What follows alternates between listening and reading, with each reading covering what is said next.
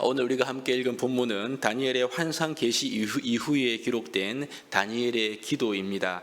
다니엘은 기도의 사람이었습니다. 우리가 잘 아시는 대로 사자굴의 위협 앞에서도 그는 예루살렘을 향한 창문을 열고 전에 하던 대로 하루 3번씩 무릎을 꿇고 기도하며 그의 하나님께 감사했던 인물이 바로 다니엘입니다. 이 말은 그만큼 기도가 다니엘의 일상이었고 습관이었다는 것을 우리에게 알려주고 있습니다. 그런데 오늘 본문의 다니엘의 이 기도의 배경을 보시면 그것은 말씀 연구 혹은 말씀 묵상에서 시작됨을 우리가 알 수 있습니다. 1절을 보십시오. 1절입니다. 메대 족속 아하수에로의 아들 다리오가 갈대아 나라 왕으로 세움을 받던 첫 해 곧 통치 원년에 나 다니엘이 책을 통해 여호와께서 말씀으로 선지자 예레미야에게 알려주신 그 연수를 깨달았나니 곧 예루살렘의 황폐함이 70년 만에 그치리라 하신 것이니라. 이렇게 기록합니다. 여러분 1절 말씀은 다니엘이 지금 책을 통해 선지자 예레미야를 통해 예언되었던 포로기의 기간 곧 예루살렘의 황폐함이 70년 만에 끝날 것이다, 이것을 깨달았다, 이 기록을 지금 하고 있습니다. 그런데 다니엘이 책을 통해 이 내용을 깨닫게 된 시점이 메데 바사의 왕 다리오 통치 첫 해다, 이렇게 밝히고 있습니다. 그러니 여러분, 우리가 이번 주 중에 살펴보았던 다니엘의 환상 계시를 다루었던 7장에 이어 8장으로부터 적어도 약 12년이 경과한 이후에, 즉 다니엘이 노년이 되었을 때, 80대죠. 그때 되었을 때 예레미야서로 보이는 이 책을 통해서 하나님의 뜻을 깨닫고 있는 모습을 함께 봅니다. 여러분, 다니엘은 나이가 많이 든 노년의 때가 되어서도 책, 즉 하나님의 말씀을 연구하는 사람이었다. 이것은 우리에게 매우 큰 도전을 주고 있습니다. 아마도 분명 그의 기도의 습관처럼 다니엘은 젊었을 때부터 노년에 이르기까지 그는 항상 말씀을 읽고 연구하고 묵상하는 말씀의 사람이었음을 우리가 알 수가 있는 대목입니다. 여러분, 실제로 다니엘은 그의 세 친구들과 함께 남유다가 망하고 예루살렘 성전이 파괴되기 그 이전에, 즉 여호야김 왕 때 그는 세 친구들과 함께 먼저 어린 나이에 바벨론으로 끌려가게 되었습니다. 이때부터 다니엘과 세 친구들은요, 선지자 예레미야가 전했던 말씀을 이미 듣고 알았을 가능성이 큽니다. 당시 예레미야는 포로로 먼저 끌려갔던 이스라엘 유다의 백성 사람들에게 바벨론에 가서 잘 정착해 살 것을 말씀했습니다. 예레미야가 선포했던 대로 실제로 다니엘과 세 친구들은 바벨론에 가서 잘 정착해서 살았습니다. 게다가 바벨론이 인재로 등용되어서 바벨론 제국에서 나름 성공한 사람들이 되지 않습니까? 이러한 결과들은 사실 이 다니엘이 선지자 예레미야를 통한 말씀을 하나님의 말씀으로 이미 받고 그 말씀을 따른 결과임을 우리가 이 결과를 통해서 충분히 짐작할 수가 있습니다. 그런데 여러분, 이제 그 찬란하고 강력했던 바벨론이 망하고 메데 바사의 왕 다리오가 통치하는 시기가 오게 되었습니다. 시간이 지나고 다니엘이 나이가 많게 되었을 때 다니엘은 지금 다시 한번 책을 통해, 즉 예레미야서로 보이는 이 하나님의 글, 선지자의 글을 통해 하나님의 뜻을 새롭게 발견하고 깨닫는 모습을 보게 되는 것입니다. 여러분, 그렇습니다. 이 말씀을 우리가 읽고 묵상하는 삶은 젊었을 때 많이 하고 늙어서는 안 해도 되는 것인가? 그렇지 않습니다. 하나님의 말씀은요, 우리가 항상 언제 어디든지 우리가 묵상하고 따르고 사랑해야 될 그런 일인 거죠. 만일 다니엘이 노년 때에, 즉 이 다리오 통치 첫 해에 책을 보지 않았다고 한다면, 하나님의 말씀을 읽고 연구하고 묵상하지 않았다고 한다면 결코 하나님의 이 뜻을 깨닫는 일은 없었을 것입니다. 여러분, 그러니 우리가 하나님 앞에 서는 그날까지 일평생 붙들어야 하는 가장 중요한 라이프 스타일이 무엇일까요? 그것은 기도와 더불어서 항상 하나님의 말씀을 가까이 하고 읽고 묵상하고 연구하는 것, 이것이 아니겠습니까? 그러므로 하나님의 말씀을 우리가 항상 가까이 할 수 있는 우리 모두가 될 수 있기를 바랍니다. 이 다니엘의 기도는요, 오늘 보시면 환상 계시 이후에 기록되어 있습니다. 여러분, 우리가 이번 주 중에 우리 환상 계시에 대한 말씀을 자세히 잘 들었습니다. 그것은 이 신구약 중간기에 있을 제국의 변천사와 더불어 결국 영원한 하나님의 나라가 도래할 것이라는 그런 내용을 중심으로 품고 있었습니다. 그 와중에 헬라 제국이 고대 근동의 패권을 장악하고 난 이후 이제 성도들에게는 안티오쿠스 에피파네스 사세라는 그런 이제 아주 영악한 왕을 통해서 작은 뿔로 대비는 그 사람을 통해서 박해가 있게 될 것이다. 그러나 그 박해도 끝이 있다. 왜냐하면 하나님께서 온 세상 역사를 다스리기 때문이다. 이 내용들을 우리가 함께 들었는데요. 아마도 다니엘은 이 환상 계시의 내용을, 메시지를 마음에 간직하고 꾸준히 기도하면서 말씀을 연구했을 것입니다. 여러분, 그러다가 그 강력하고 영원할 것 같았던 이 바벨론 제국이 정말로 메대와 바사 연합군에 의해서 순식간에 망하는 것을, 그가 역사의 큰 변화를 다니엘이 두 눈으로 직접 보게 되었던 것이지요.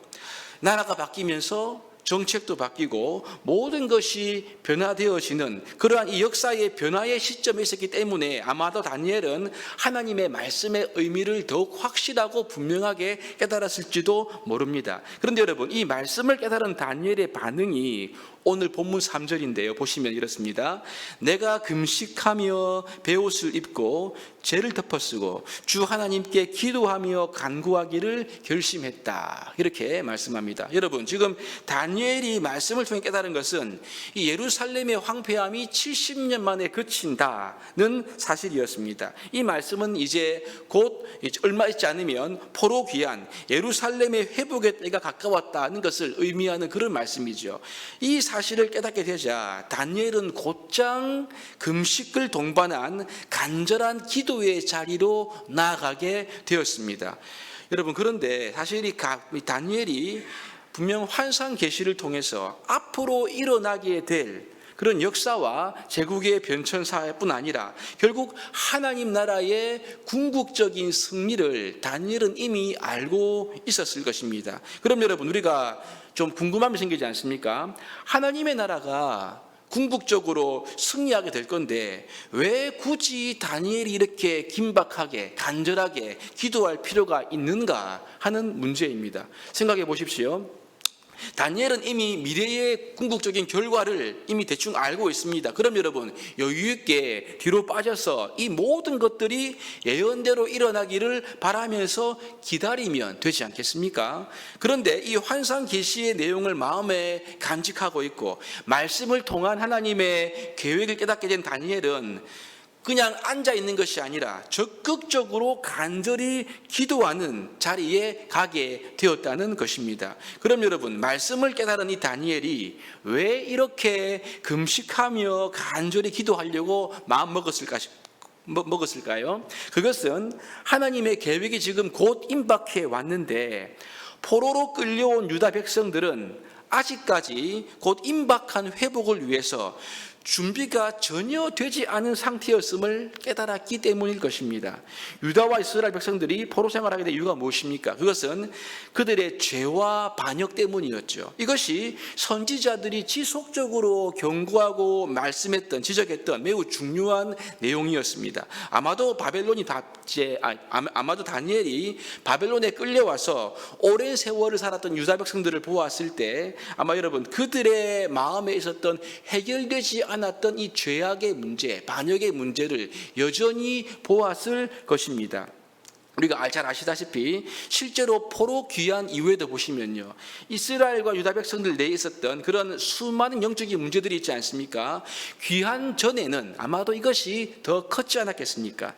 여러분, 그러므로 다니엘은 잡혀온 유다 백성들을 통해서 하나님의 이 귀한 계획이 이루어지려고 한다면 죄에 대한 하나님의 용서가 필요하다. 아마 이 사실을 그 마음 깊이 절감했을 것 같습니다. 그러니 이를 위해 지금 하나님께 간절히 기도하고 있는 거죠. 그래서 실제로 우리가 4절부터 19절에 기록되어 있는 다니엘의 기도의 주된 내용은요, 자기의 죄와 그리고 자기 백성의 죄를 자복하는 것으로만 되어 있습니다.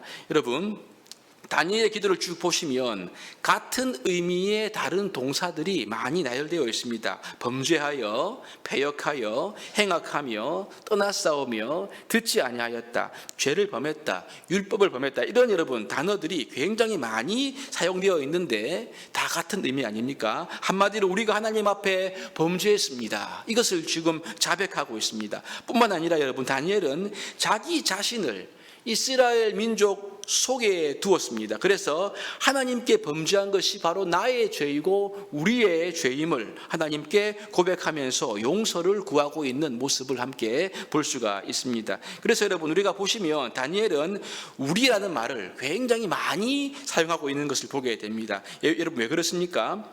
이스라엘의 미래에 대한 모든 소망이 어디에 있는가? 그것은 오직 그들의 죄를 용서받는 기초 위에서만 세울 수 있음을 그가 알았기 때문에 민족의 죄를 가슴에 안고 회개하며 기도하는 다니엘의 모습을 보게 됩니다. 여러분, 결국 하나님의 말씀을 통해 하나님의 뜻을 깨닫게 된 다니엘은 하나님의 뜻만이 아니라 자신의 민족들이 하나님을 떠난 심각한 죄악의 상태를 보게 된 거죠. 이 때문에 다니엘은 금식을 하고 간절히 회개하며 기도할 결심을 할 수밖에 없었던 것입니다.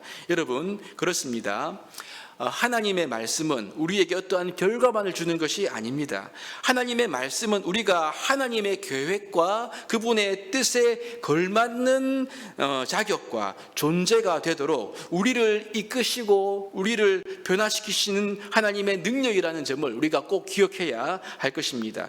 그래서 여러분, 지금도 하나님의 말씀은 우리의 죄와 우리의 약함을 깨닫게 하는 그러한 능력입니다. 더 나아가 하나님의 말씀은 지금도 우리를 더더욱 기도의 자리로 이끄는 원동력이 되는 것입니다. 여러분, 결국 그 기도의 자리에서 우리들은요, 하나님의 뜻과 계획에 걸맞는 사람으로 변화되어지는 놀라운 은혜를 경험하게 되는 것입니다. 오늘 이 말씀을 우리가 가슴에 새기면서 말씀 묵상, 말씀 연구, 말씀 읽기가 우리의 라이프 스타일이 되기를 바랍니다. 더 나아가 그 말씀 앞에서 우리의 죄악과 허물과 연약함을 발견하고 기도하고 회개함으로 말미암아 우리가 하나님의 뜻과 그의 계획에 걸맞는 존재로 변화되어지는 이 놀라운 은혜가 오늘 우리 모두에게 기도하는 시간에 부어지는 은혜가 있기를 주님의 이름으로 축복합니다.